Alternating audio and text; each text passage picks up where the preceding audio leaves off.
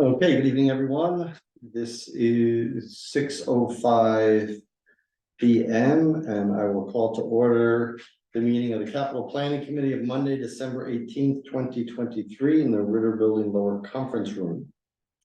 In accordance with the requirements of the open meeting law, please be advised that this meeting is being recorded and it will be broadcast on Lunenburg Public Access channel, and it will also be uploaded to the Lunenburg Access YouTube channel within 24 hours after the conclusion of the meeting. If you would like to join this meeting by computer, smartphone, or tablet, you can do so via the Zoom application. Tonight's webinar ID is 829-4336-3464. If you would like to join by phone, the number is 888-475-4499. And once again, the webinar ID is 94336-3464. Posted agenda lists all topics which may be discussed at tonight's meeting and are those reasonably anticipated by the chair. Votes may be taken as a result of these discussions. Not all items listed may in fact be discussed, and the other items not listed may also be brought up for the discussion to the extent permitted by the open meeting law. Well, opening proceedings now out of the way. I ask for the public comment from the committee members. Is any public comment from the public? Yes. You can sit, it makes it easier and you'd be more on camera. Sure, just so I know it'll be easier. So I sent an email out to everyone. So I don't know how much reading you guys did over the weekend. I'm sorry, who are you? I'm Lockwood, 91 Main Street. I'm also the chair. Thank you. Thank you. So I wanted to, the reason for that email was to, make the points that I had made with Chris and that I've been working with, I wanted that knowledge passed on to you. The reason I'm here for the public comment is that then I watched your meeting and there were some comments that were made that it was clear that perhaps I didn't explain a few things well last time. So I just want to go over a few of those comments. And I made notes, so I can sort of babble. One of the comments was, and a little bit paraphrasing because I just copy and paste from YouTube short script. I feel like the town's putting a lot of focus on maintaining bodies of water that shouldn't exist. I mean, Marshall Ponds is a great example that we're trying to make it more than, we're trying to keep a natural system that's not natural thing. We put it down there to make it a pond, and now we're shocked things aren't staying the same way. So first of all, ecosystems do change, landscape do change over time. What's important to notice about Marshall Pond and what we're trying to do is that this was a well-established ecosystem that lived on its own without any interference until the mid-2000s. And I actually have two photos that I'll probably email it to you guys because I had to download a Google Earth that has a picture of Marshall Pond in July 2003 and then June 2022, so similar time frame. So landscapes do change over time, but here is a time we can clearly define something that was detrimental to the water body.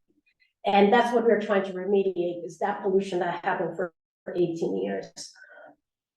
And tagging on to something that Mr. Beardmore said in the last meeting is that Marshall Pond was actually bought by the town 1952 for the purpose of recreation. We are trying to reestablish Marshall Park as a center for recreation. We actually have a pavilion, picnic pavilion, designed to go right along Highland. This project is a high priority for the Parks Commission.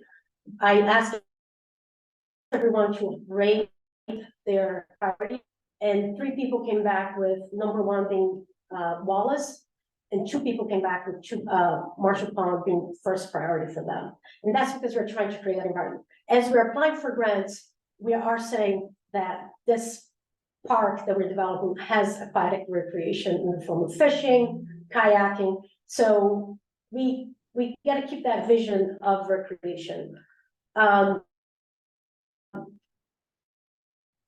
So questions, so many about it that. Like the idea to try to be more natural about it. But if you've got this undeveloped area surrounded by lily pads, they're all spitting out seeds. I think they're probably used seeds. I have to know how to be prevent from just happening again. And when the answer is, well, people who sell the products say they feel like there has to be, people that sell the product tells us this. And the person made a comment that I feel like there has to be some civically minded people with environment science background in town. We have to volunteer some hours to give some thoughts. First of all, we said the exactly opposite. We said that the approach we are taking is not what the company wanted to do. The company that does Hickory Hills and does Shirley Lake, they want us to really work on, and we are saying no. We want to make it as a small of a environmental change as possible to just open up for recreation. And we are hoping that there is a brook that goes through the pond. That's the main water source for the pond. So if we take the dam out, there will be a brook. And what we're trying to establish is water flowing to then get the ecosystem clear again. So that's the goal there. The other comment we had was the largest of the lakes, Hickory Hills and Lake Shirley. Neither natural lakes they have hired many eco-scientists who work there. Who all say that, basically once you start down the path of chemical treatment, that's the path you're going on because it's not going to naturally get better. It just doesn't happen that way. Everybody agree to that. We'd like to know that, and the question that I have is, how often will this happen? And then someone made a comment, it's not a one-time cost. We'd be looking at doing this more often. Ecosystems do get better over time. This is a case of a pollutant is what caused the decline of the pond. But I did attach a chapter of a book I read and talked about ecosystems that have gotten better. And all of them is about just recreating the environment as close as possible to what it used to be, to then you're gonna get that system, that ecosystem getting better. And within the 100 years that Marshall Pond has existed, this is the first time ever that will be done any intervention. The uses for Marshall Pond is not the same as Lake Shirley and Lake Hills. We're not looking to do motorized boating, kayaking, maybe some canoeing, fishing. And these bodies of water, you cannot compare one with another. So that's, the other comment was ponds made by dams because beavers do that to become marshes, become forests, and they will fill over time vegetation. That's not true. It's the case of a dam, but usually brooks there, when a beaver causes a dam, the brooks usually go around. So it's not that the pond eventually will turn a marsh. In this case here, we have a pond that there are no beavers making more dams around. That is one outlet, and there is a stream that goes through. The land there, if we take that dam out, there's going to be a brook. So not one for one comparison. And the last comment was maybe this is a bigger thought, but I think this is a low priority. And I want to emphasize this again. Marshall Pond and this piece of bringing Marshall Pond to be recreation again is not a low priority for the Parks Commission. Again, Wallace came out of the 5 people, 3 marked Wallace as top priority, Marshall as top priority. And the last comment was about Wallace. And the other day we had a conversation around what exactly is the backstory with Wallace on the surface and why we're spending money on now. We have spent a lot of money in 2019. So in 2019, we did a lot of repair work. And since 2019, and actually since 2021, parks have been under 5 different people. So I cannot tell you the backstory of all the details about Wallace. But I can tell you that this is a repair that needs to be made. So irrelevant to what the backstory is, we need to take care of this because otherwise next year is going to be a much bigger issue. And this is, again, it's a park that is a top priority for the Parks Commission, is heavily residents of Lakewood. So that's all. Thank you. May I ask a question? You may. Do you mind? No.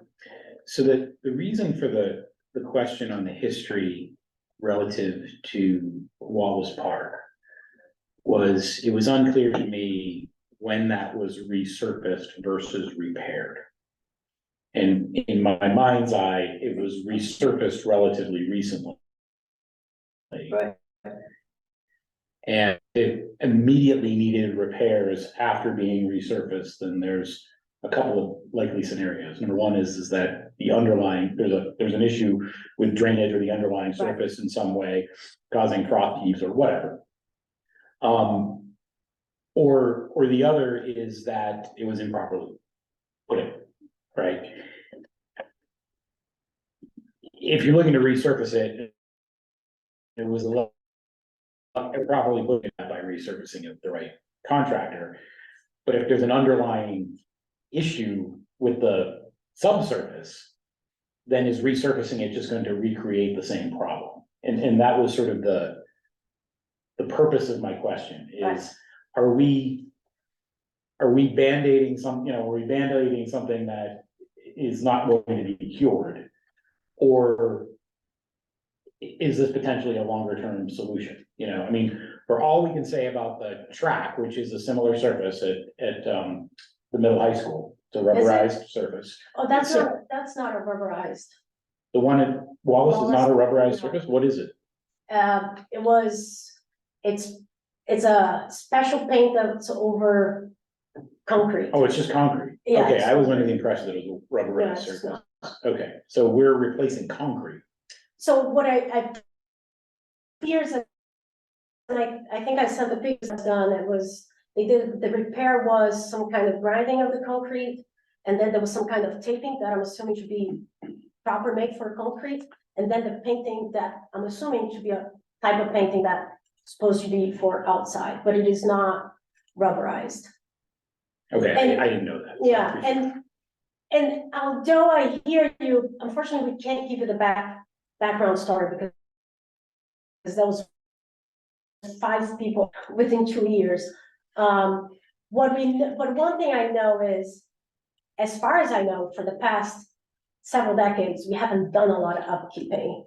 So I do feel like, unfortunately, there's a little bit of a catching up on some of our parks. I mean, even Marshall, literally coming and doing a few things, but we haven't really spent a lot of money in parks and recreation over the past year. In fact, in one of my emails that I sent to the group this past week was, at the same time that we were inaugurating a brand new high school, we had a playground that was Wallace, that was in decay and unsafe, and it took somehow that did not come, that was back in 2016. It took a resident to put a resident petition in town meeting to fund the new playground. So for the past 20 plus years, it doesn't seem like we have done a lot of upkeep, and I think there's a catching up to do, and I think has to do with the group that you have in Parks Commission. Well, this is a good segue, so thank you. I think that work needs to be done at McNally. I think it's a property that hasn't really received much of any attention other than grinding out a dirt parking lot over the years, and putting up a scoreboard and that sort of thing. The issue came up that we're not gonna have T-ball at Marshall Park. Right. What precipitated that decision? Because this is not investing in parks and maintaining parks. This is facilitating a transition that was part of a different decision, right?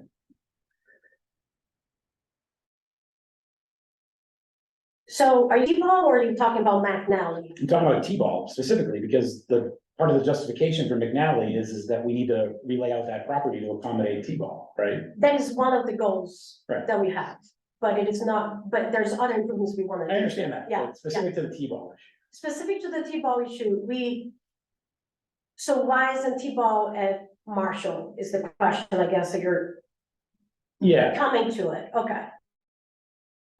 So that's a good, it's a good question. So I have made this very clear to the baseball community, which is Marshall is not in a great shape. And they would like to have more people, the town pitching in more. The truth is, if we look at it, our expenses in youth sports in town, baseball is the most subsidized by taxpayers. Because we maintain all our parks, with exception of veterans and, the two and the Wallace are baseball. So the majority of our expenses are coming to that. So what we're trying to do with Marshall is to upgrade, what we are doing with Marshall is we're upgrading the baseball facilities for 3 other groups other than T-ball. And while we're doing that, we're actually bringing in other stakeholders that have the investment on Marshall Park. So it's a little bit of like, you're giving a little bit on one side and you're getting a lot more on the other. In terms of T-ball, it can be accommodated in one of the other fields that we have, including McNally. There's all kinds of accommodations that can be done aside from just building another ball field. And one of them is you can actually buy fences that you put it in temporarily. And just, that size of your field. yeah, and you just put, the plugs are in and you just do it and 10 minutes, that's up. But the idea with Marshall was, we see it as an upgrade for baseball. We are upgrading our baseball for our high school, both baseball and softball. We're upgrading the little league. We have an adult league in town. So baseball is getting a lot of upgrades. So there is one small field that didn't keep it in Marshall. That's why, That's good context. I think yeah, the knee-jerk reaction and the where my question is really kind of coming from is Yeah. that Mark, and I'm a big supporter of what you're doing in Marshall Park. I've spoken yeah, publicly in support of this numerous times. That being said, the argument that has been made is that we're looking for grant money, we're looking at to absolutely minimize the cost from the local tax base to upgrade this park, and it's largely been done on the backs of your own labors and those of other members of your committee and supporters from other groups. I applaud it 100%. You can easily jump to a conclusion. There could be a perception that the change made there precipitates another cost someplace else if you have to move T-ball. But I appreciate your Right, context no, because it's not the whole story of McNally, but it is part of it's it. not the whole story. McNally, last year, the snack shack was collapsing. And, Chris, who's a facility man there, and he was able to cut the top and remove it. But our goal is to, we don't have any parking there. We don't have bathroom facilities on that side of town, that's public. So although we are hoping to upgrade the facilities, the baseball facilities there too, we're also hoping to upgrade other facilities for the town, for the use. Okay, Thank you. Thank you very much, Mr. Chair. for- no problem. Can I quick question, Ron? You can. So the contaminants that have gotten us to this point, have those been mitigated yet, or is this part of the project that you're trying to do? They have, so last year, when they did the repavement of Highland and Main Street, Yeah. they grinded the road down and they rebuilt the burn. And that's what was the issue. It was just, the water was just coming through the Little Red Cottage house. Her basement was flooding because the water was coming through all the way. So now the berm has been rebuilt and there's a culvert at the end that takes the water the other way. Okay. So what were the contaminants in the water? So it's mostly water runoff, which you get oils from the street, you get metals, you get the salts. And what happens is it creates an environment that maybe one plant is going, that's what it did. And one plant was fried and overtook the pond, and that's what the problem that we have. So like Fensworth is actually not a concern, we don't want to treat for Fensworth. We don't need to treat for that.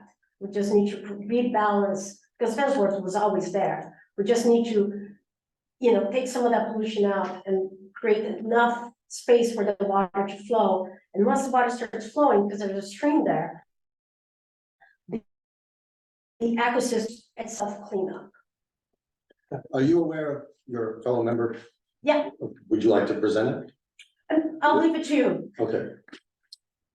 I will say that we have received from an email, everybody on the board should have received it. Yeah.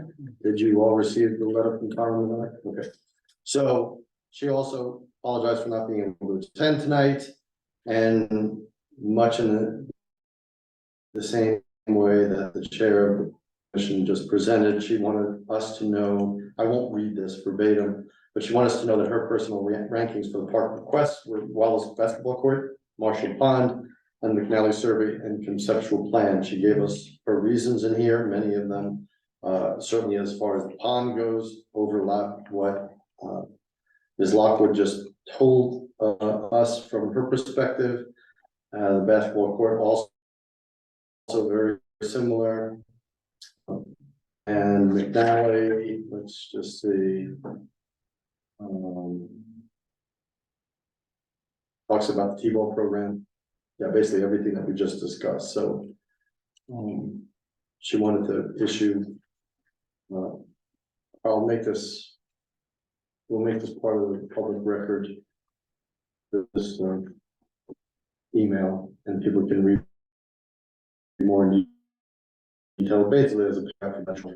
But in order, again, just her priorities: Wallace Park Basketball Court, Marshall Pond Weed Treatment, and the McNally Survey and Conceptual Plan. And I thank Ms. Bernard for her correspondence. So if I may on that one, just Sure. to give a little color, I think the reason, part of the reason for Marshall Pond over McNally in that situation is. You know, we are moving forward on a plan to get Marshall Park. You know, up through a few phases of renovation and into a state. And this pond treatment would be part of that kind of master plan that goes on in there. I think the McNally Park does need addressing and at some point, but with all the efforts going on related to planning, Marshall, grant writing, designs, kicking off construction, et cetera. I don't know that they have the bandwidth to kind of really focus on McNally at this point. So I think they could do Marshall because you can subcontract the pond. But McNally as a project this year seems a little of a long stretch. I know many members of that committee give a lot of time related to grant writing and planning and working with the design agents. So I think at least on our averages, we have those in order. You know, kind of going a little forward here, but I think the recommendation that letter would support is flipping them the other way. You didn't say spoiler alert, so now people know how this ends. Spoiler.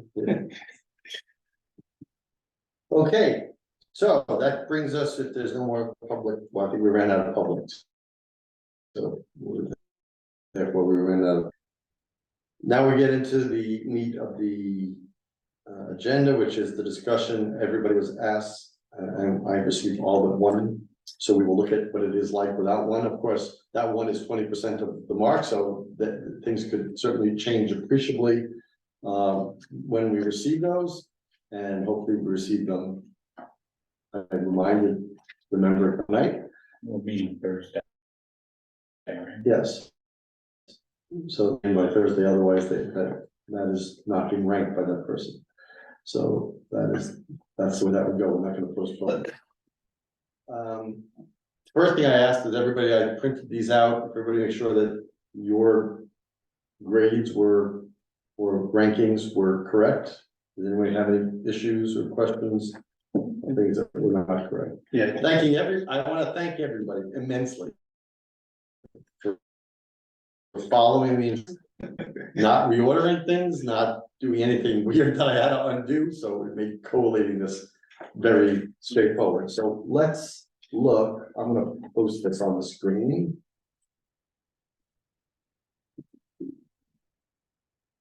Tom, are we allowed to go back and revisit this and submit it again by Thursday?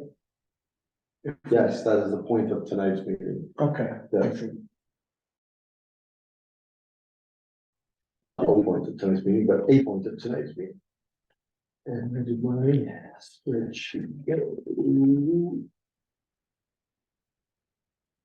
Okay, So, yeah, go ahead, Chris. so how does that work? We just go off and then we figure out how to game it so that our projects raise in the priority, or? If that's what your goal is, to make sure your projects go, I guess you could do that. I mean, there's, you know, the rules are the rules. It seems like at this point, we would be kind of more bartering against one another and moving. Well, again, I would think that everybody would take a fair market approach and, you know, to try to convince people one or another, but. Again, I'm not gonna tell the board you can't re-rank them. I mean, that's your job. That's the sole purpose of this part of the capital planning, is to look at the requests and rank them. And if you look at it and you see what other people are doing and you wanna change it to change an outcome, it would seem to be disingenuous, but I can't stop people from being disingenuous. Nor do I have any interest in stopping people from being disingenuous. I think it would be in everybody's best interest not to do that. All right, so let's open this. What the hell? Here we are. Anybody want to get started looking at the list as I bring it up? If anybody has anything that they want to start with?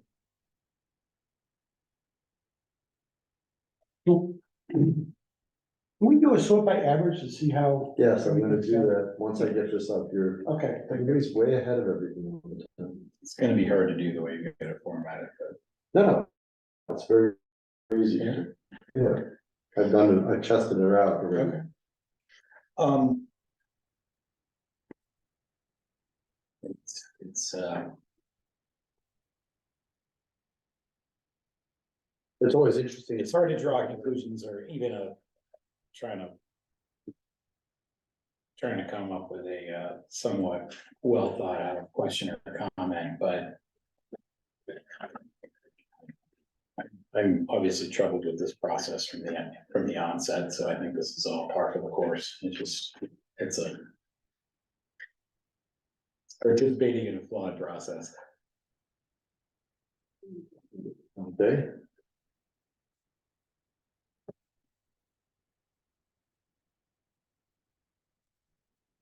So that's the ranking.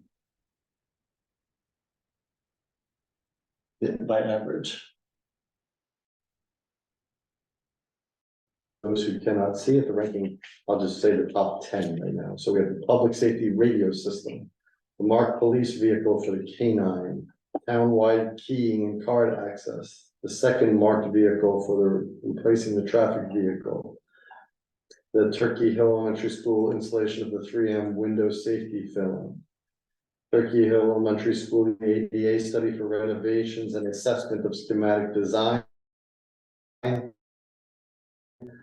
security cameras phase 1, and the Milo advanced training simulation, and lastly at number 10, Northfield culvert construction. Those are the top 10. Now I can go to the midway point. Why don't we go to the midway point to 17? So that goes, the next is the Wallace Park basketball and tennis courts, the security camera upgrades at town buildings, the drainage swales at 181 Reservoir Road, the dump truck with a plow for the schools, the DPW garage floor repairs, the DPW partial roof repair, and then the primary school installation of the 3M Windows safety film. That takes us to the halfway point. I did not do a running average of how much money that is at that point. Where are you? I didn't. At number 7, at the end of number 17. Road 17 or Well, Primary row installation. 17, yeah, primary, yeah. that's Did you email 1.6 million. Did you email this? It's in the SharePoint. It's on the Google with the share triple. Okay, you just share the file with me individually, by the way. It's 1,600,000. As long as it's a special person, yes, I can get that to you. Thank you. It's, So what is it, 1 point? 1.66 million at There that you go. point. So, that's probably a trending average, actually, right, near it, within a couple 100,000. I mean, it's always interesting to see, for those at home, there are 5 columns with the initials of the individual members' rankings. From right after the cost. There is mine, TA, Peter Beardmores. Matthew Brenner has not submitted his, Chris Menard and George Martin. So those are everybody's individual rankings.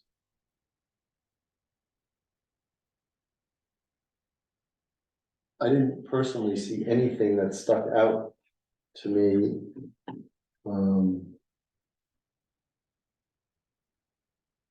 Either on the high end or low end, everything at the low end is what we talked about. Actually, there is one that was surprising to me.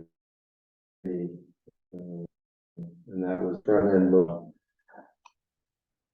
Which was the highest priority of the DPW and seemed to be the lowest priority of everybody, maybe with the exception of myself. Oh, it wasn't the lowest. It was the lowest for me. In the low, certainly near the bottom, and anything from 30 on is 29 on is not going to be, generally not going to be funded. I mean, we're not even going to get to 20, certainly. That was the only surprise to me. Everything else seemed to be fit in with what we had spoken about at the meetings. So there was some email traffic on that topic over the course of the last couple of weeks from the town manager that I believe had surfaced from the DPW director. And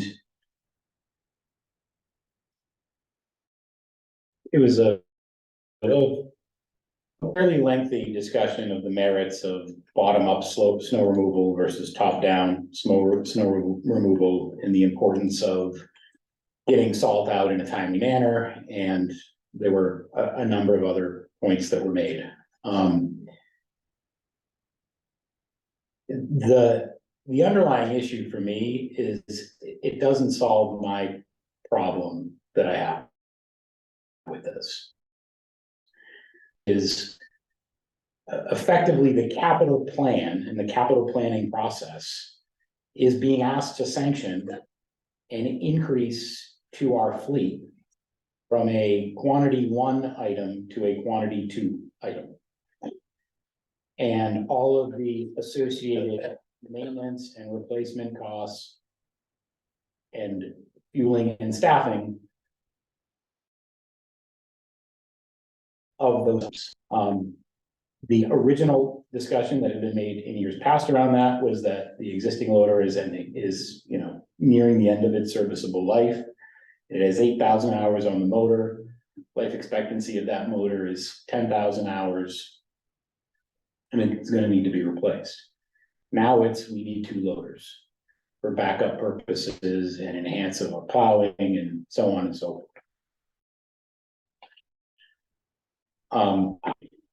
I just don't see that. We have a backup. We have a backup. We have another tractor that we are about to get delivery or soon to get delivery on that could be modified with a front end loader. Will it slow us down? Yes. Does that negate some of the benefits of bottom up snow removal? Yes, but it's a backup. You would conceivably replace or repair the problem on your primary and move back to your primary. And it's not that it's a $10,000 or a $15,000, $20,000 item. It's a $275,000 item. So in my mind, I'm more than happy to endorse the replacement now or eventually of our existing loader. But I don't think that the capital planning committee or the capital, this is a discussion that needs to be had at a different level. And I don't see me personally seeing that sort of expansion of our DPW fleet. I just don't get it. Well, whether we get to the same conclusion is one thing, to say it should be at another level, this is the level. Like, this is the level where people come with purchases like this. So the departments make their pitch for what they believe they need to do the job they want. I think for many years, not only at DPW, certainly we didn't even have a facilities department, but people, because they thought it was a foregone conclusion, they weren't gonna get it, so therefore didn't ask it, and then when they asked it, they're like, well, how come it's important right now, because you never brought this up to us. And I've always been, even when I was on the FinCom up to 20 years ago, I said to people, you got to tell us what you need to run your department. Whether it gets funded is up to the town, but you can't self-edit and then surprise us with, well, you can't get these done because you didn't have a plan. Now, again, I don't deny the fact that he even said that the backhoe could do it, but he's albeit much slower. And I think he made a good plan. And at one point, you know, we're not a 7,000 person town anymore. Like, it's more than 50% larger than that. And at some point, you're gonna need two loaders. Now, what that exact point is not a matter of science. It's more of a matter of art, when that is. But I certainly think that if somebody makes it their highest priority, that the highest priority of all of these, and I didn't even look at that, but the highest, everybody's highest priority should have been somewhere higher. And I don't know that there's one that wasn't. I mean, this high priority didn't even make, it's at the bottom 1/6. So it's at the bottom 15%.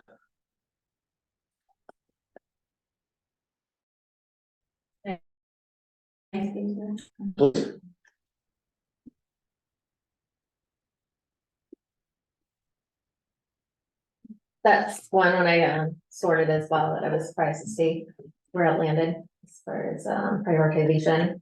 Meaning it landed below a project that the committee thought should be part of the operating budget, the cemetery enhancements. And some other projects, where this is a need that this department had as a asset that's necessary to operate and be more efficient.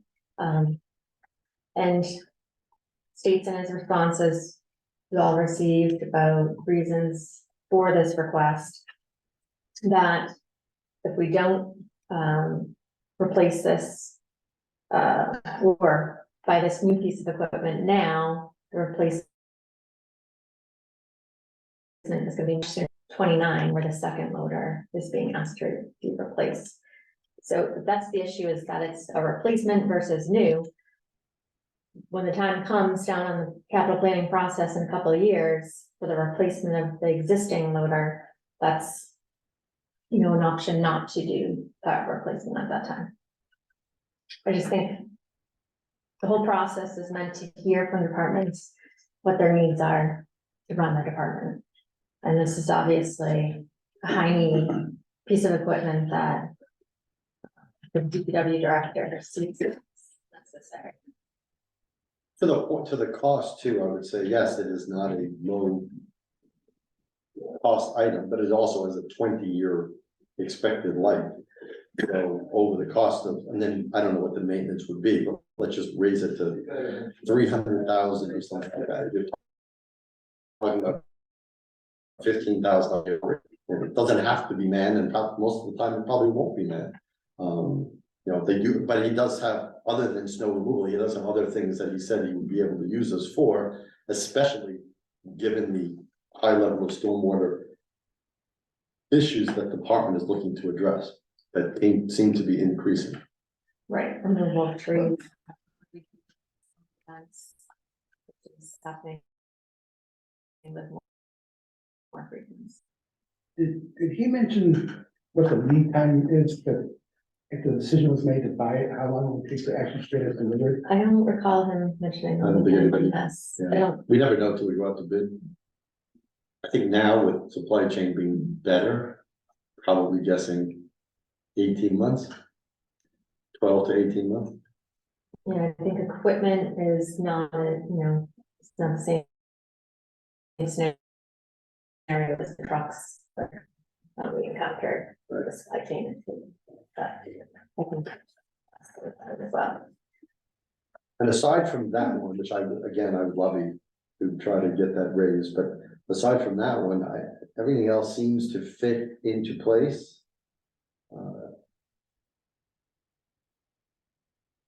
I think even given tonight's discussion about Marshall Pond, even though it comes in when it does, at 26. I think there was discussion. My feeling about that is not that it is not needed, but it doesn't affect the redevelopment of Marshall Park. And we could do this at another date. I don't disagree with the logic behind that should be done and it needs to be done. I just think other things had higher priorities. And I think even in the past, I would agree with Ms. Bernard's thing that, I mean, and I rated personally the Wallace Park above Marshall Pond as well. Actually, I voted McNally Park, I think, above Marshall. Because I think that's something that has an immediate impact to everybody's usage. Nobody's using Marshall Pond right now. So if they wait a year, I'm okay with it. Whereas McNally is used a lot and Wallace is used a lot.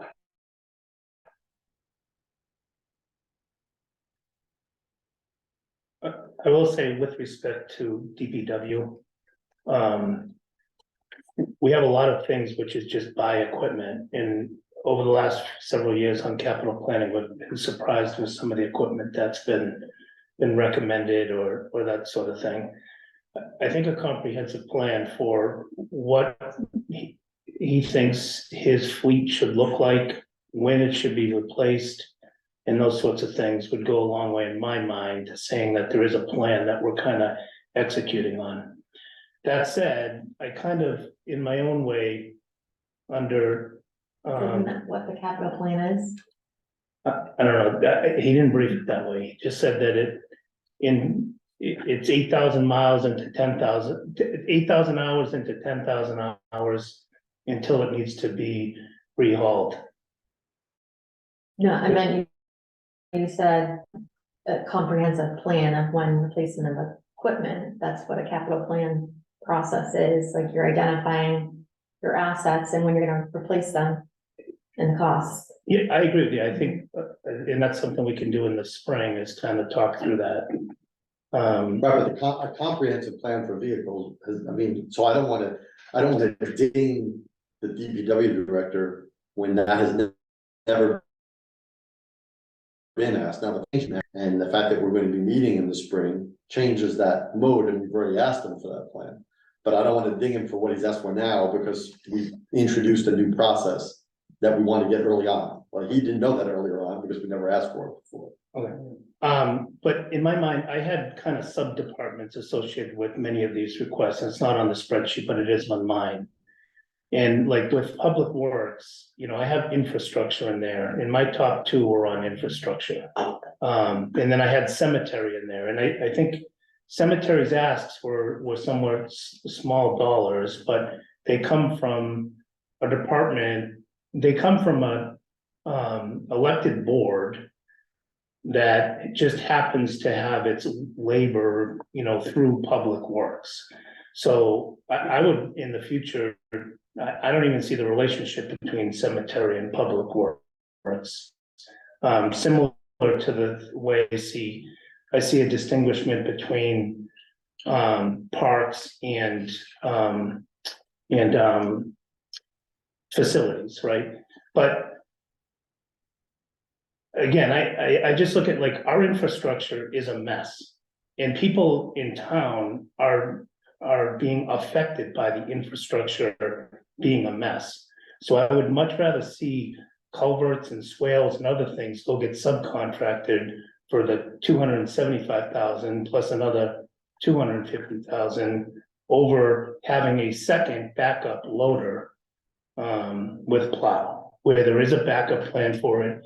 It's well within, I think it's useful life still. So that's why I did rank it fairly low. So that was my logic behind.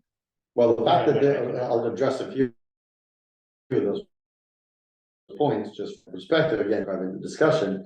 Again, the departments are in the departments they are because structurally in town, that's where they are. Now, if you wanna have an argument at town meeting or discussion at town meeting that, hey, cemetery shouldn't be under DPW, it should be under something else, that's fine, but that's where they are. Like, again, that's not the DPW director's responsibility to do that, I mean, to make that distinction. That being said, the three items that you listed, DPW equipment, there's only two pieces of equipment on here. Yeah, the air So compressor. the air compressor and that, so, and that's DPW equipment. The infrastructure is for the town that the DPW is going to have to do. So it's not really for the DPW, it's for the town that the town has responsibilities for. The cemeteries, I think we all, except for the expansion, which we all, I think, agreed, I don't know where the expansion came out. Number 19. Yeah, so, no. Didn't come out Yeah. number 19. On line 20. Line 20. Right, 19, okay, right. So that one came out where, you know, that's what, of all the cemetery requests, I think that was the one we all felt was probably the highest, and that is reflected. So, you know, again, the DPW actually for the operation of his department asked for two things, and both of them are wildly low. Now, the air compressor is so crazy low. But again, that was also his fourth priority, not the first one. Again, he's only asking for two pieces of equipment, and it's an equipment laden department. It would almost be like not getting, you know, projection boards or whiteboards for schools and saying, okay, well, you know, that's like a primary use that they have. Well, again, to me, it would be like having back for every, in case one, you know, cracks. Well, I think there's still a lot of life on that tractor. He doesn't disagree, but he's saying that the operation is such that it should have two. The first thing is say, listen, we had last year, the other one failed. So this would be a backup, but he was very clear, if I remember his presentation, very clear in saying that it wasn't just to be a backup, that there are many uses that they could use it for, that they may do the job longer and takes that means takes people away from their other projects long. That was my understanding that he indicated. And then maybe it was the way he presented and maybe it was the way he led with it, and so, you know, but clearly he made it in that case, and he made it in his response in the email that, you know, it was an important piece of equipment to running his department. I had mixed thoughts when I came to evaluate that loader. You know, at the time, it's like, all right, fire department, police department, they're all pretty much up to snuff, and they're, you know, they're current with everything. The last couple of years, I've watched the highway department. All of a sudden, we're using a lot of vendors because none of the trucks are really functional anymore, from what I remember. But, you know, and then now we got a couple new trucks on order. They're still not really up to snuff with the other departments as far as level of service, in my opinion. So I struggled with that, thinking it'd be nice to have all these departments finally at the same tier. But then, you know, I started looking at it a little bit more, and it's like, well, we don't really have the funding this year that I'm aware of. And so it's like, can I take some, can we take, in my mind, can I take some of that money and do revenue sharing across the other departments so that everybody gets a piece of the action? But I don't know, I'm starting to rethink how I slide that.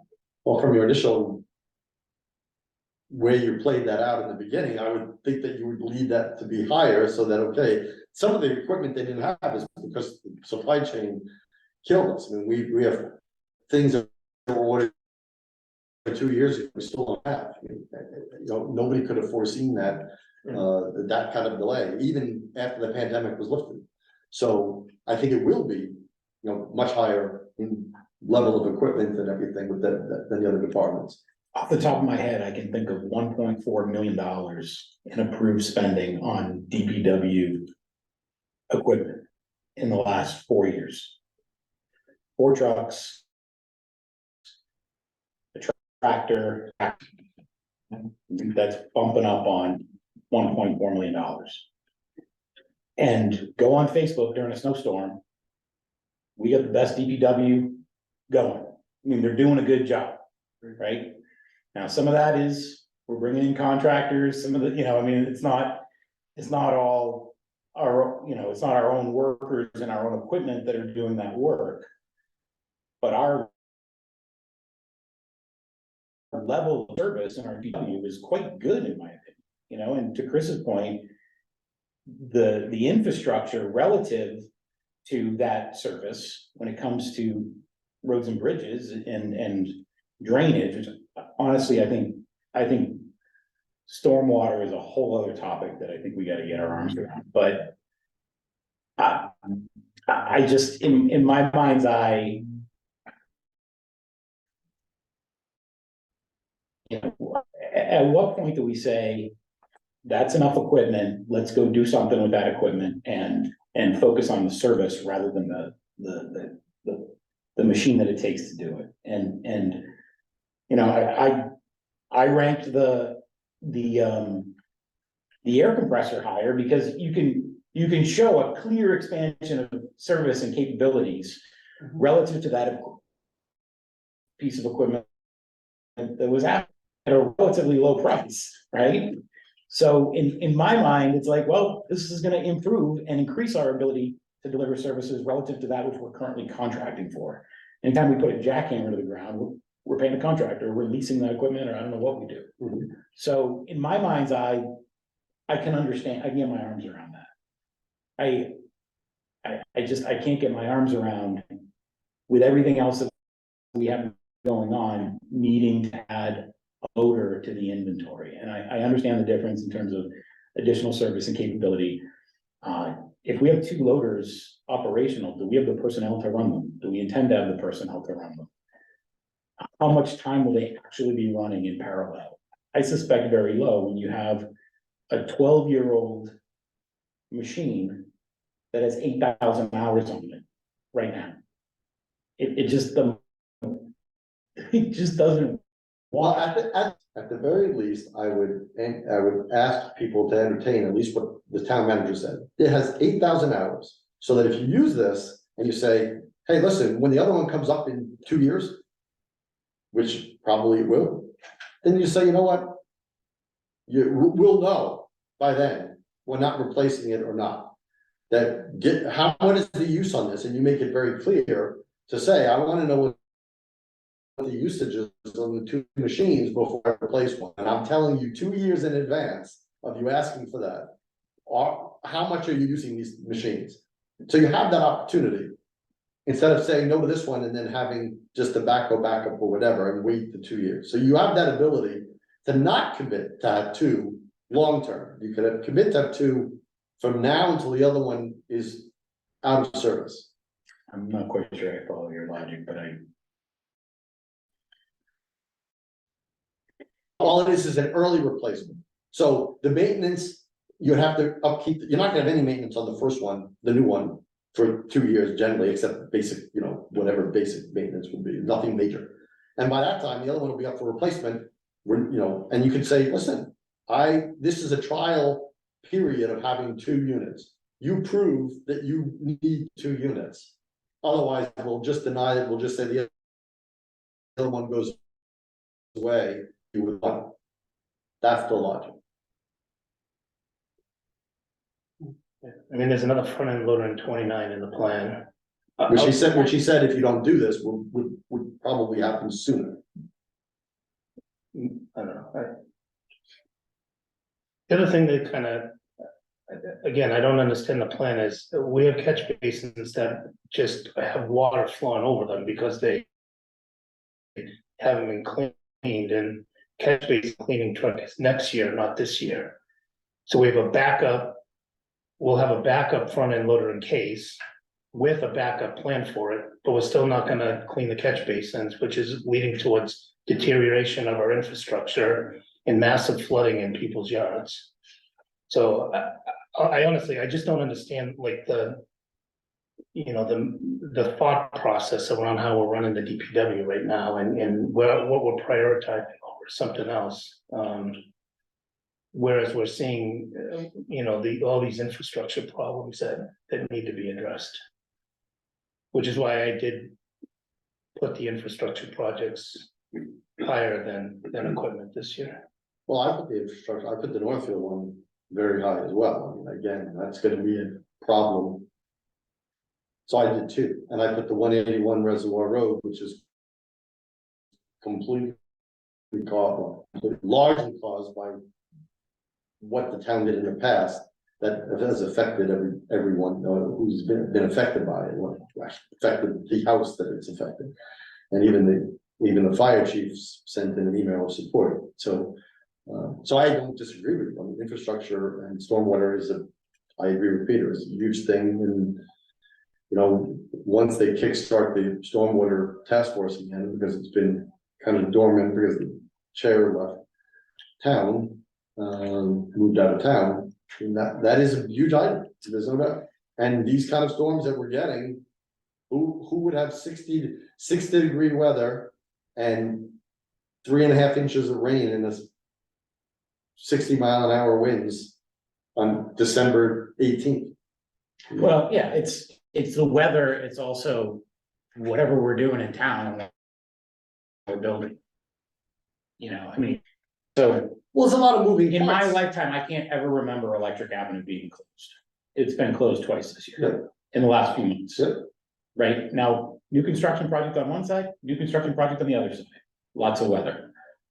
So I think that and the state has given us a roadmap to, you know, find revenue to deal with this, and I think we've got to get serious about doing it. You know, we can't afford to be, you know, orienting 10+ double-digit percentages of our capital plan to dealing with this, you know, newly confounded problem that we have, right? There has to be a structural, systematic way of dealing with it. Well, I mean, not to minimize, you know, New York City, which has a huge sewer system and everything, when it comes to huge events.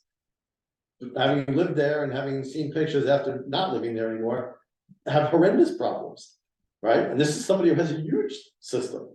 So, you know, some of it's integral to the fact that our existing structure built over decades or centuries does not meet the current demand, and some of it is the new construction. So yeah, it's a huge problem, and I agree we should address it. Now, coming into soil that we're coming into, this is not the Midwest where you just like dig it, just sand. This is a lot of major league work.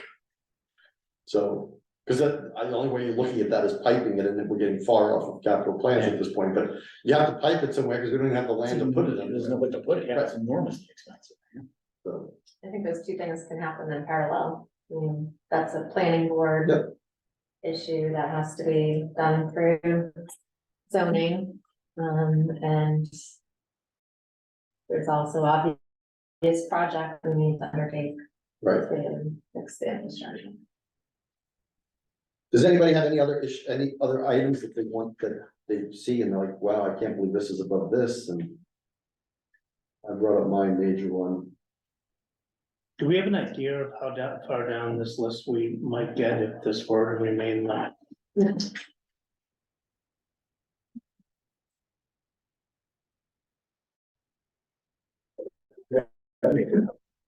Well, it's not our goal, as I always say, to fund these. It's a matter of which one, to put them in the order that you would like to see them funded. And the money is the money, you know, we're facing large health insurance increases. That ones we haven't seen for like 12 years, 13 years. You know, we've got blessed, you know, and lucked out on many years of 2%, 0%, 3% health insurance. Where I can remember back 12, 13 years ago, it was 10%, 8%, 11%. I mean, the school's already talking about how the budget's gonna hit them, and you know, It's gonna so, be brutal. yeah. So if I draw. I do I did have a lot of the school projects a lot lower than many that were raised into the top 20. I will say that. And by the way, we're talking about this, and this is why, and I realize he's ill today, so I don't wanna speak badly, but not having that data. You know, the last member's data could skew all of this again, and we have to come up with this because Yeah. I Yeah, I mean, I think it's a valuable conversation to be around with it, and, you know, I'm happy to listen to it.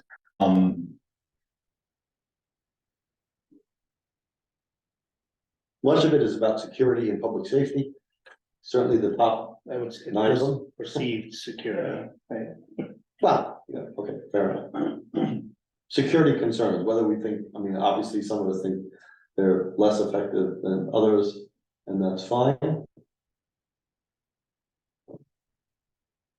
I would say like the field somehow managed to get pretty high on the list at $200,000 and. Got pretty high, I think, I actually was surprised that it was that low. Again, this is a multi-hundred-thousand, maybe $1 million, you know, facility. Used by a fraction of the people in town. But used all the time.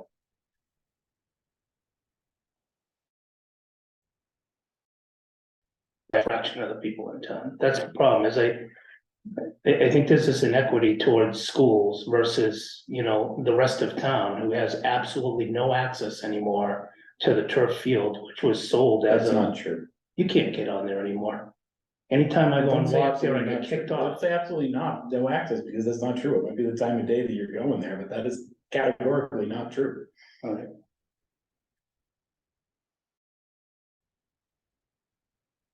So what do you think the times are that you can use that? Most weekends, before hours, after hours, What are after hours? it's programmed frequently until, well, it depends on the day of the week. If there's an event, During the week, in the fall, can I use it at 5 o'clock when I'm out of work? no, because there's most, well, you could probably use the track.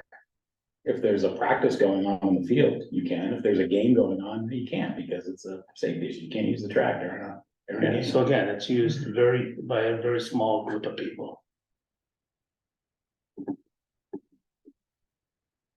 You know what I was surprised by? I made the safety film my top 3 choices this year. And one of them bubbled to the top and the other 2 kind of like slid down. Yeah, Did I miss something? no, One with, no, you didn't, but. Let me share my logic on this. A year ago. These were bundled together, if you recall. In fact, the number is now referenced as A, B, and C on the sheet. yeah, And it was, you know, a substantial price tag associated with it Yeah. when you break these out. The school committee and my personal assessment of it is that while particularly on the first floor of those buildings,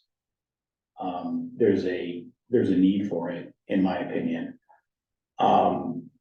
It is a much more acute problem, a much higher risk issue in the Turkey Hill building than the other buildings. And it has to do with the amount of that floor to ceiling glass. And the age of the building. Frankly, now there are some floor to ceiling windows in both the primary school and the middle high school, but it pales in comparison in terms of surface area, as well as the age of that glass. So all of the other buildings are much more modern. right. One is about 7 or 8 years old, I guess now. Now one is a little over years old, one's about 20 years old. Turkey Hill, you're looking at 1969 glass, in those, what's called storefront glass. So the idea was to give the capital planning committee and the town manager the opportunity to separate these out and look at them through a risk lens, right? And differentiate between them. And I think that that is sort of reflected in the game of the broader, Okay. the broader team. I mean, my thinking when I ranked them the way I did is like, each line item is not a lot of money, let's just get it done and move on. So if, you know. Yeah, I mean, the That's why- unfortunate reality here is that the one that's the highest priority has probably got the shortest lifespan in terms of, you know, that glass will sooner or later be replaced or will need to be, or that building will need to do something with that building. You know, we had even thought at the beginning of this capital planning season that maybe we could replace that glass in short order. And had an item that we withdrew relative to the design of the glass for that whole building. And we've kind of run into, a situation where the MSBA that we rely on for some of the funding for that is changing their criteria and their requirements as we're doing it. And it just wasn't responsible to go forward with that plan right now until we have a better understanding for what that program is. But nevertheless, the security issue remains. Right. So based on some of the feedback you're giving me, I'm probably gonna change a few of the high rankings that I don't know.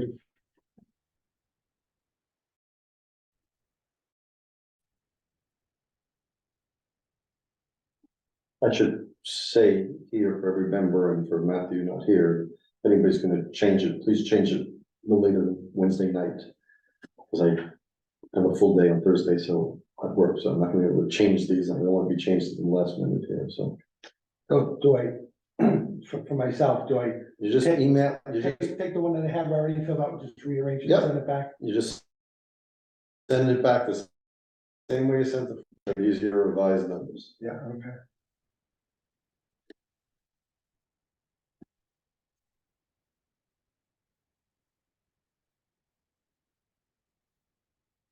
Open it up for, do we need to see these?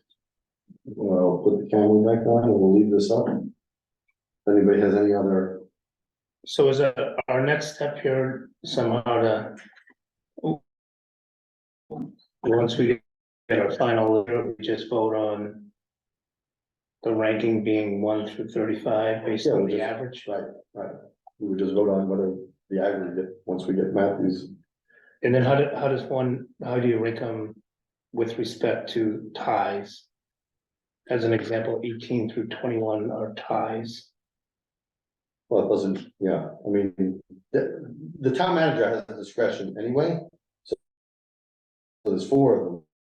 That are tied, 18.25, there's like 19 to 22 are all tied right now. It doesn't matter what order they are, I mean, because they're tied.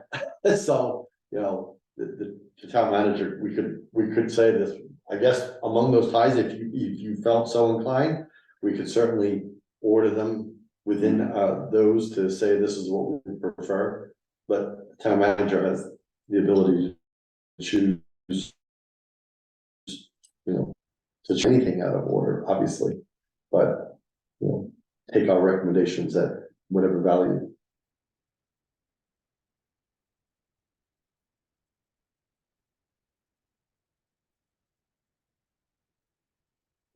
Town manager, what, over the past, do you have an average, like, over, I mean, I realize that every year is different unto itself, but over the past, like, 3 years, what has been the capital plan funding that we've done?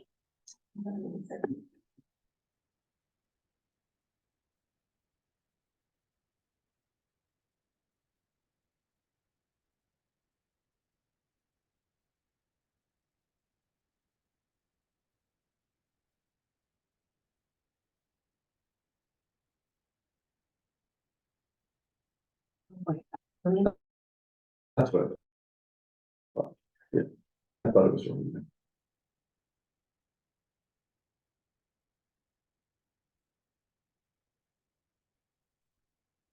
I'd be remiss to say that if we lose 1.5 million in revenue this year, that would have been very helpful. Hmm.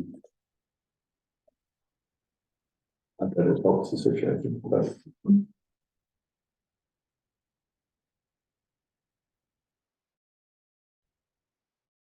Well, I will open it, if they have anything other, that they want to discuss on this list.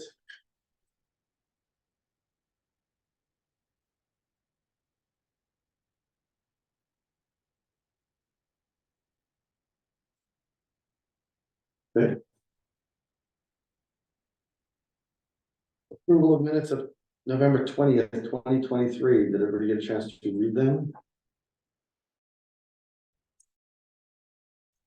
I sent them to revise this Thursday's meeting to go over more minutes, and I sent those minutes around today too. I haven't, I don't know if I saw that. It was just sent today, so, yeah, I did read that first.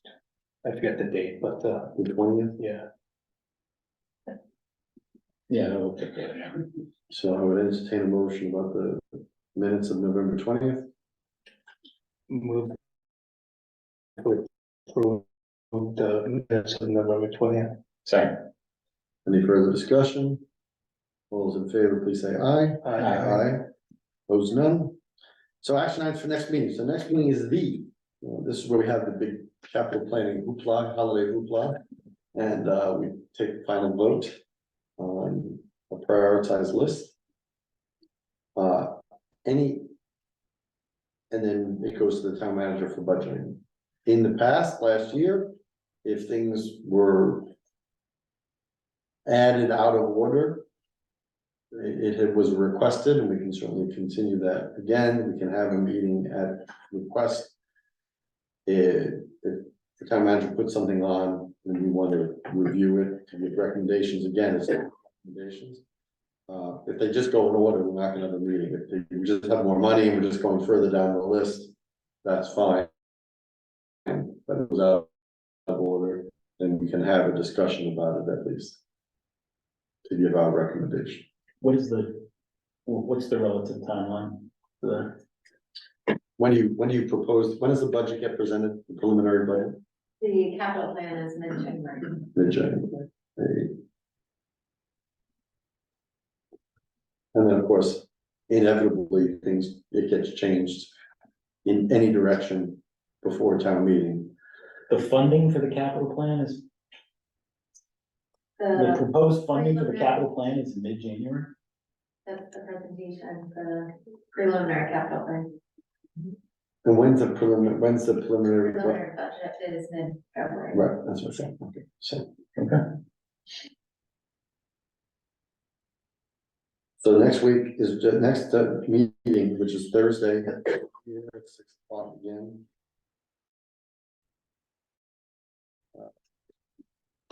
Finalizing this list. And that meeting, to go to the next agenda item, subsequent meetings, that is the only one we have planned. After that, in the new year, we will look at when we want to have the second half of looking at larger pictures that we can ask department heads for, which I'm assuming will probably start in end of January or so, or it could even be after.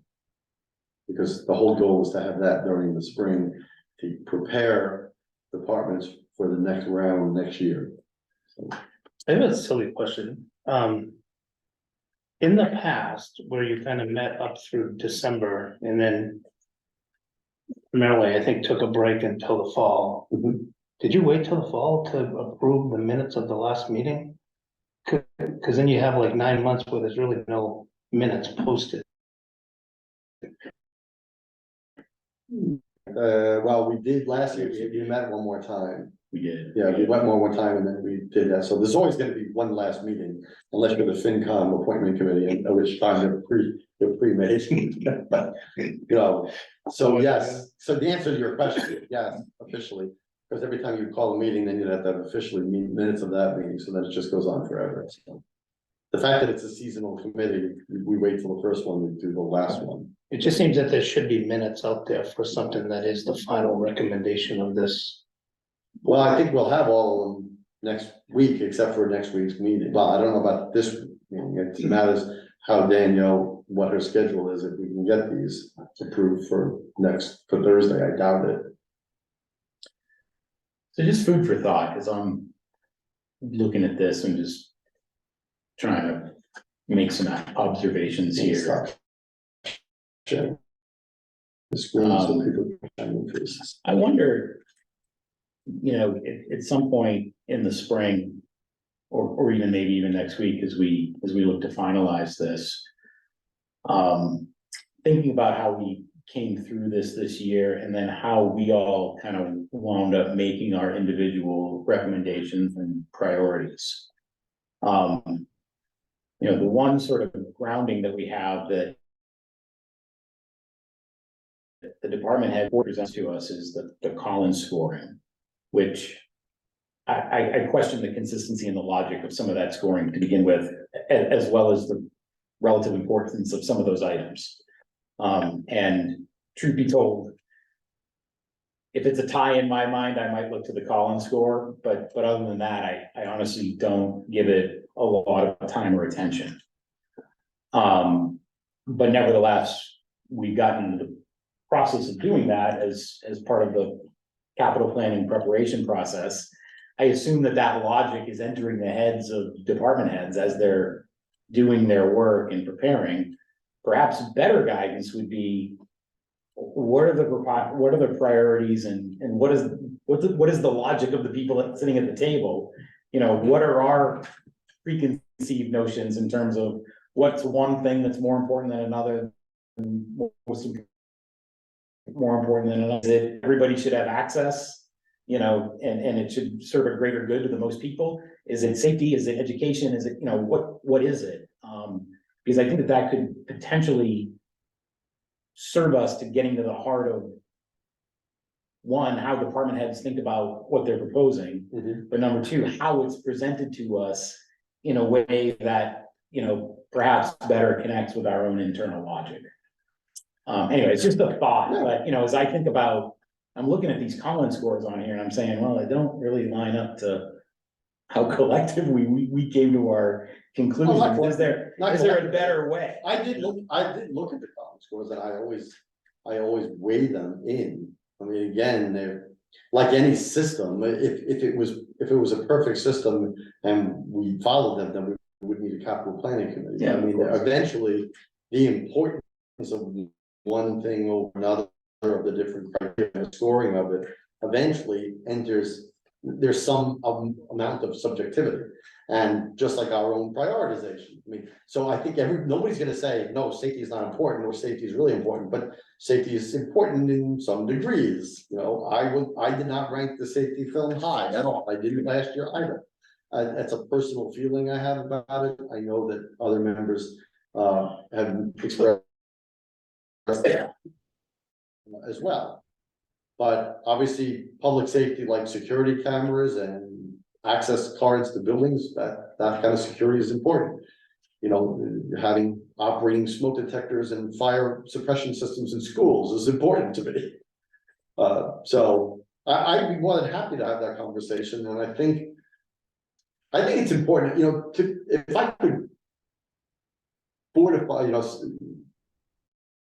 I don't want to say fortify your argument, because I'm argument, to add to it, what I would like is for people to be able to verbalize and explain their own logic, and that is something in the world that is a very difficult thing for some people to do, and that's what I think is missing. I think you would have no problem explaining what you're thinking, as I would have no problem explaining how I rank these and why I rank them. I don't want to speak for anybody else, but getting that sense would be good. Of course, this is also a changeable committee that different people come in and out. Yeah, So you're always asking. Yeah, but I mean, we're, you know, 4 out of 5 members, you know, back for a second, you know, and we've been around off and on for over the years, and you know, I think that I don't think we're likely to completely change our consistency from year to year. I think there's gonna be some continuity, and I think that, you know, we can learn from the decisions and the logic of the past, and in some cases, carry forward, where it makes sense, right? Particularly given the work we're planning to do in the spring, so, which is probably gonna be harder than I had conceived. You know, Well, it's gonna be interesting, because we're gonna be, you know, really clearing new ground, because we haven't done that before. Capital planning, so. But I think we can ask department heads for longer term visions at that point. And prepare them. Because if this will, I mean, maybe if we do this right. That this lays the ground for the department heads to know what we're looking for in the fall and make this even, make it an easier process in the fall. A lot of the top 10, 15 did have the highest, some of the highest college scores. Yeah, they do. I do think that the drawback on the Collins score is things like tariffs and other things that are necessary to fund. It's like, why do you fund the arts, right? There's no tangible value to the arts, but you need to fund it, right? Yeah. Right. Or it's harder to, prescribe a tangible value to it, I guess, but I guess it's that's important. that's kind of where I'm hung up is, part of my problem with the overall process is that last year was an outlier year. We didn't buy police cars last year. Most years we buy 1 or 2 police cars, right? Like, and surprise, surprise, they're in the top 5, right? Like they always are. Right. So, at the end of the day, we should probably agree that we're gonna just buy those. Well, that's why like that. I've argued for many Yeah. years that we should take them out of the capital Yeah, plan. and I think we should have a serious conversation about that, and then as you deal with things like pricing fluctuations and inflation and all those other things that, then the departments need to figure out how to manage that as part of a larger budget. One example that kind of hits on that is like the cemetery enhancements, I think was the one where we said like, let's put lights on the flag and make sure that is, I mean. That Which came we in should pretty low. figure out how to do for not $20,000. If it's just that if we're not able to do that, we should figure out how to do that. You know what I mean? Like, That was in my top. Anyway, so I do think that is one that perhaps should Well, go higher. It had a low Collins score though, right? Because it's like, Right, and then one reason I rated it low is because something we talked about last year is like there were and I talked about it at the meeting. That was presented, they bundled in a bunch of jobs and they basically, it's kind of like the financial sector where you just bundle in all the mortgages and you sell it as one big club.